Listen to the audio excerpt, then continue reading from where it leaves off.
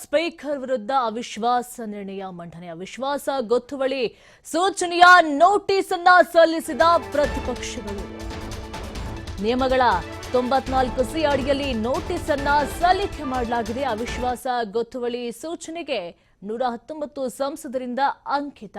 Speaker Om Birla ಅವರನ್ನ ತೆಗೆದುಹಾಕುವಂತೆ ಒತ್ತಾಯ ಕೂಡ ಮಾಡ್ತಾ ಇರುವಂತದ್ದು. ಪಕ್ಷಪಾತ ಭಾಷಣದ ಸಮಯದ ನಿರಾಕರಣೆ ಬಗ್ಗೆ ಆರೋಪ ಕೂಡ ಕೇಳಿ ಬರ್ತಾ ಇದೆ. ನಮಗೆ ನ್ಯಾಯ ಬೇಕು ಅಂತ ಘೋಷಣೆಯನ್ನ ಕೂಗಿ ಆಕ್ರೋಶವನ್ನ ಹೊರಹಾಕ್ತಾ ಇದ್ದಾರೆ. ಬಜೆಟ್ ಚರ್ಚೆಗೆ ಅವಕಾಶ ನೀಡುವಂತೆ ಕಿರಣ್ ರಿಜಿಜು ಮನವಿಯನ್ನ ಮಾಡಿಕೊಂಡಿದ್ದಾರೆ. ಕೈಮುಗಿದು ಮನವಿಯನ್ನ ಮಾಡಿದ ಸಂಸದೀಯ ವ್ಯವಹಾರಗಳ ಸಚಿವ.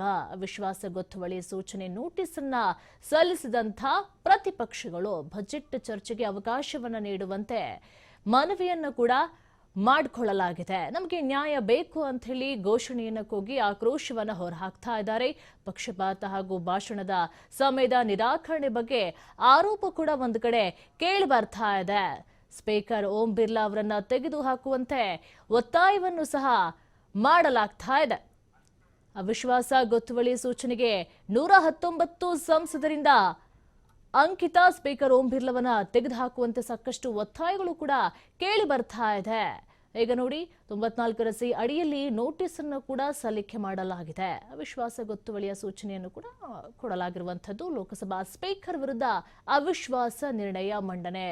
ಅವಿಶ್ವಾಸ ಗೊತ್ತುವಳಿ ಸೂಚನೆಗೆ ನೋಟಿಸ್ ಅನ್ನ ಕೊಡಲಾಗಿದೆ. ಸಲ್ಲಿಸಿದಂತಹ ಪ್ರತಿಪಕ್ಷಗಳು ನಿಯಮಗಳ 94ಸಿ ಅಡಿಯಲ್ಲಿ ನೋಟಿಸ್ ಸಲ್ಲಿಕೆ ಮಾಡಲಾಗಿದೆ.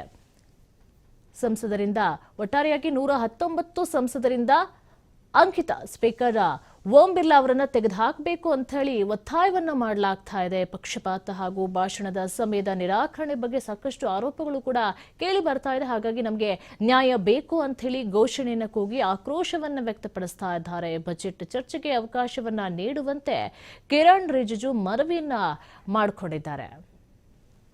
सदस्यगण, जिन्हें आज नियम 377 के अधीन मामले उठाने की अनुमति दी गई है, वे व्यक्तिगत रूप से तत्काल मामले का अनुमोदित पाठ सभा पटल पर प्रस्तुत करें।